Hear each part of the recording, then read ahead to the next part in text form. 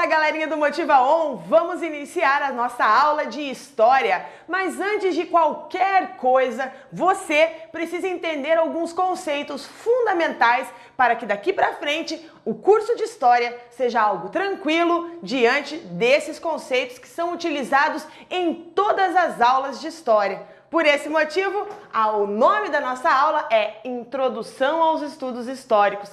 E cada vez mais as provas de vestibulares estão cobrando esses conceitos que estão aqui no quadro. Além da sua prova de História, além da sua prova de Ciências Humanas, esses conceitos aqui você deve usar quando escrever a sua redação. Você vai mostrar erudição para a banca, o que vai deixá-lo com uma nota muito melhor do que os seus concorrentes. Por esse motivo, nós precisamos pensar o porquê que nós estudamos História. Será que o curso de História é realmente algo que se preocupa com o passado?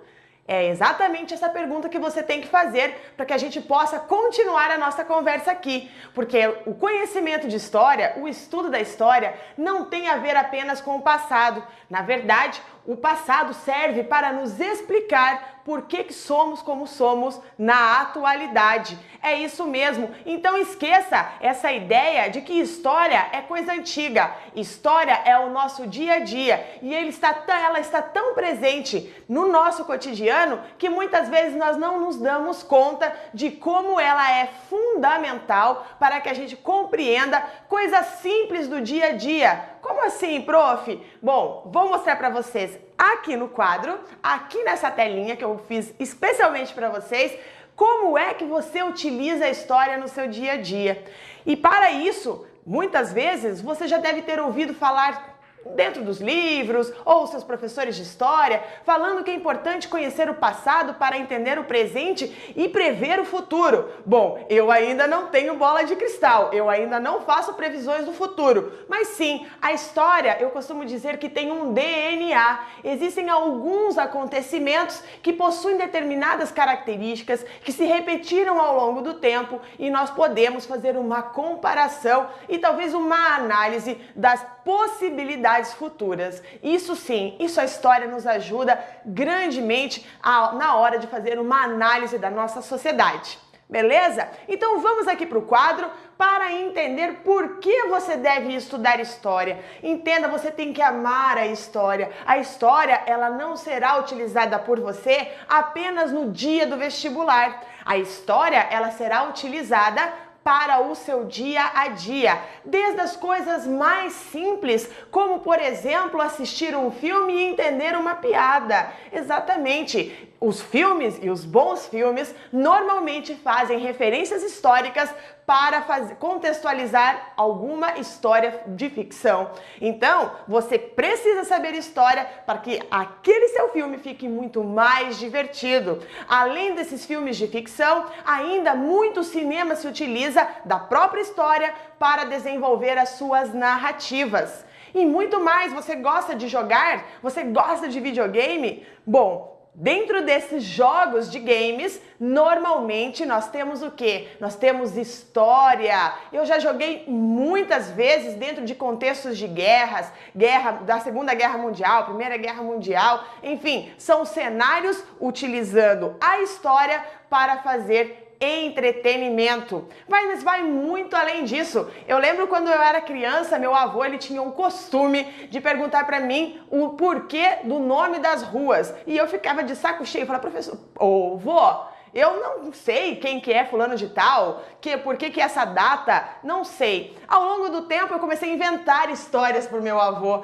Quem é fulano de tal, o nome dessa rua? Eu começava a inventar nome de histórias para ele. Hoje, com o conhecimento de história, muitas das ruas, os espaços públicos que recebem nomes de personalidades históricas, eu compreendo quem são e quais são os seus papéis e quais foram os seus papéis na constituição da nossa sociedade. O porquê que uma praça chama-se Rui Barbosa, porquê que eu tenho uma avenida Presidente Vargas e por aí vai. Também nós temos que entender que esta história que nós estudamos faz parte do nosso patrimônio cultural. Exatamente, nossa personalidade, o que nós temos em comum, aqueles nossos gostos, o que nós fazemos nos identificar está relacionado com o patrimônio cultural. E para isso você precisa compreender a história. Por que o mundo ocidental, por que existe um padrão discursivo dentro dos jornais, por exemplo, do mundo ocidental? O que nos faz pertencer ao mundo ocidental? É um conjunto de códigos, é um patrimônio cultural que herdamos dos gregos, dos romanos e de todas as sociedades ocidentais que se desenvolveram no decorrer da história e que chegaram até a atualidade com aquilo que nós consideramos patrimônio. Também os nossos espaços públicos, como eu falei para vocês, os nomes dos aeroportos, por exemplo, são icônicos. Nós temos aqui a representação de personagens da nossa história que dão o seu nome para os espaços públicos que nós frequentamos.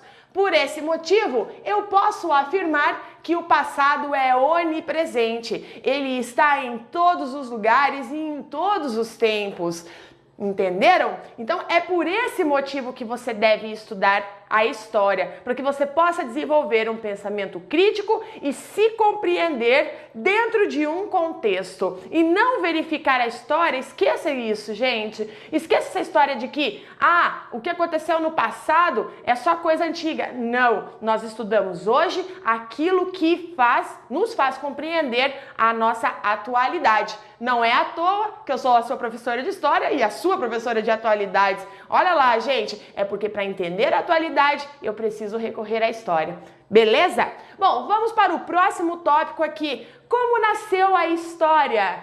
Por que existiu a história? Por que existe a história? Quem foi que pensou em fazer uma disciplina na qual nós temos a narrativa da história de um povo ou de uma história de um acontecimento? Nós chamamos o Heródoto como o pai da história. Heródoto de Halicarnasso, ele que era lá da Grécia, resolveu dar uma viajada, Viajou por várias terras e começou a descrever os relatos daqueles povos. Veja, a história até então, ela já existia, mas ela existia de forma oral. O que acontecia? Passava-se de geração em geração a história de uma tribo, a história de um povo, mas essa história era passada pela oralidade, ou seja, um contava para o outro, uma geração passava para o outro. O que o Heródoto fez? O Heródoto escreveu a história. E aqui nós temos que entender que o Heródoto, ele não se preocupou em fazer uma comprovação científica de que aquela história era verdadeira, mas o papel dele foi fundamental para que a gente pudesse então escrever a história. É aqui que surge a história. É por isso que lá nos livros nós temos a pré-história e depois a história. O que é a pré-história? A pré-história é tudo aquilo que aconteceu antes da escrita. A história é a partir do momento em que há escrita.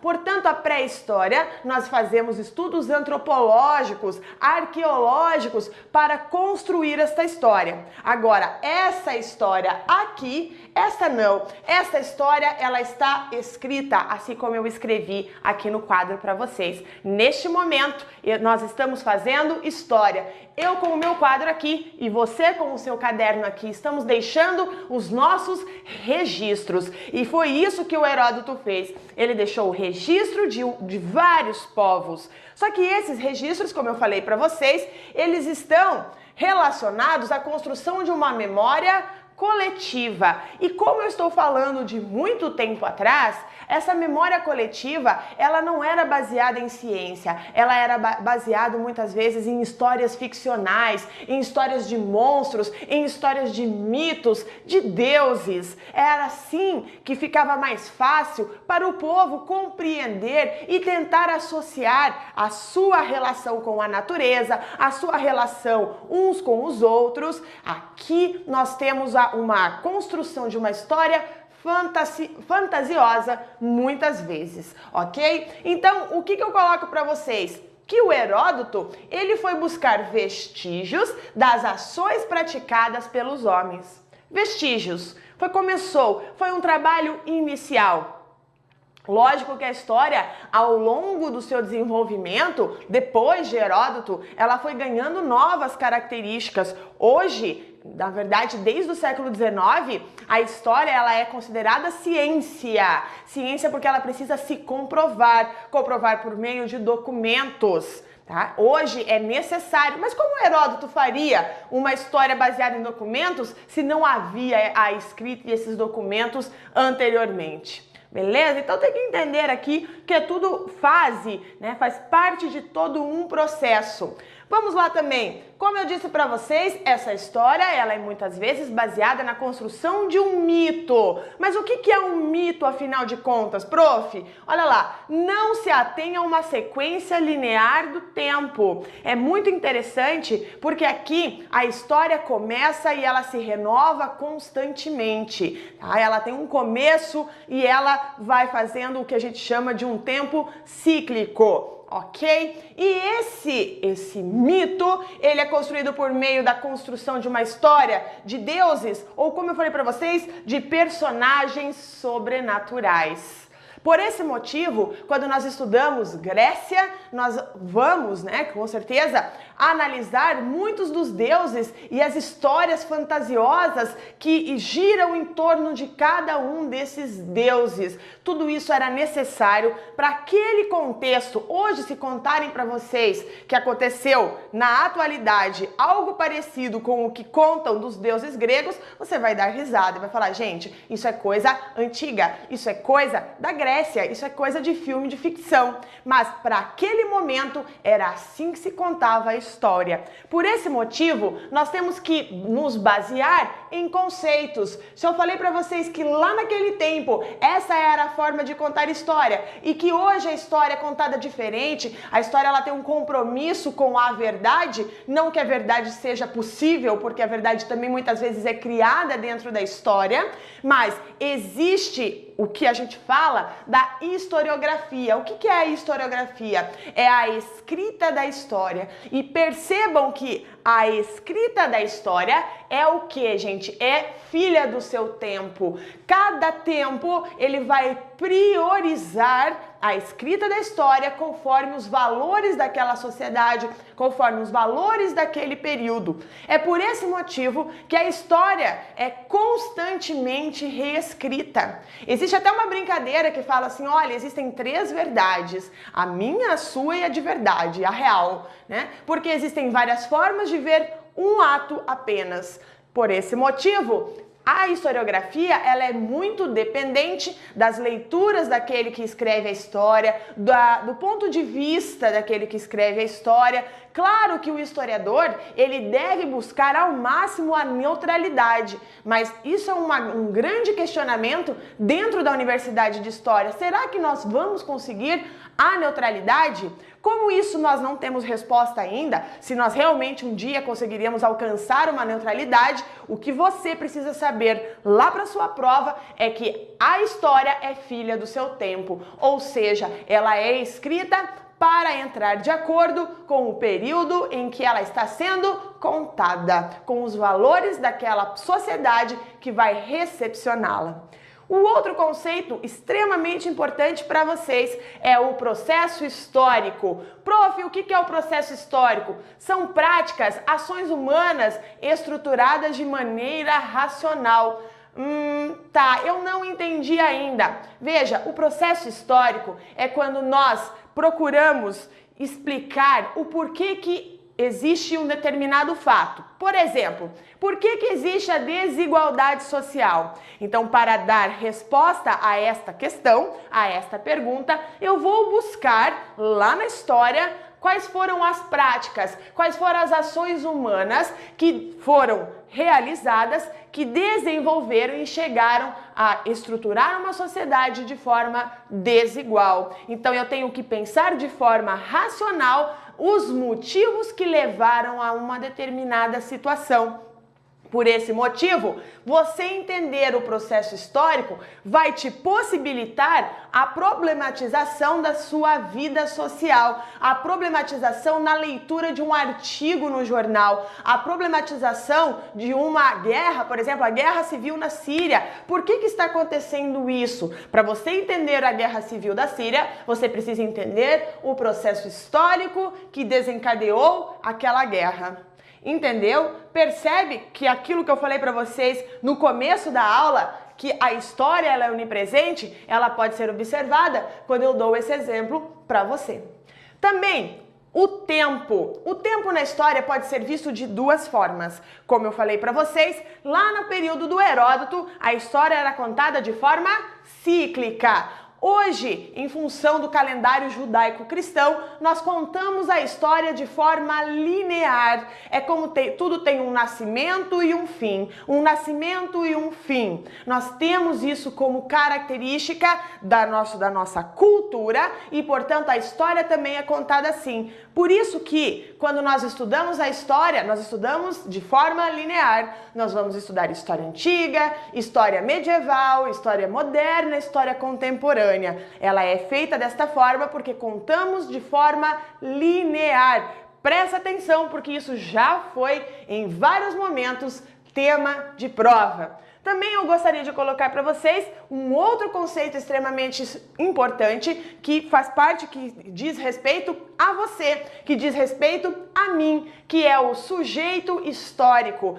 O que é um sujeito histórico? Eu sou um sujeito histórico, você é um sujeito histórico. Por quê? Porque nós somos indivíduos que temos postura ativa no processo histórico. No passado, no período do Heródoto, ou no período mais antigo, até o século XIX, início do século XX, havia-se uma preocupação em escrever a história contando os relatos daqueles grandes personagens, como reis, grandes batalhas.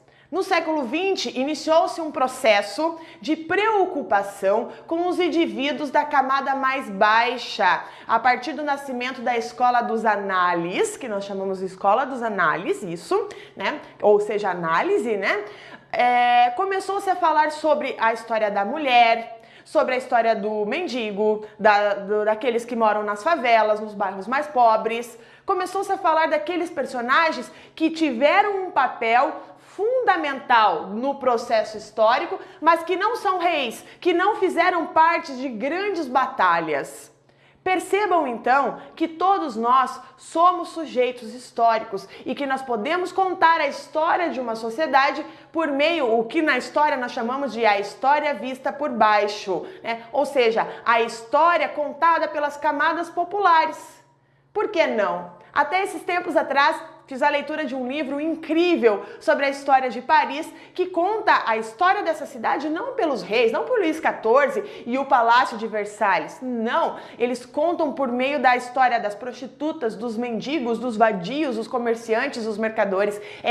São esses indivíduos que também construíram a história de Paris. É nesse sentido que nós falamos em uma narrativa vista por baixo.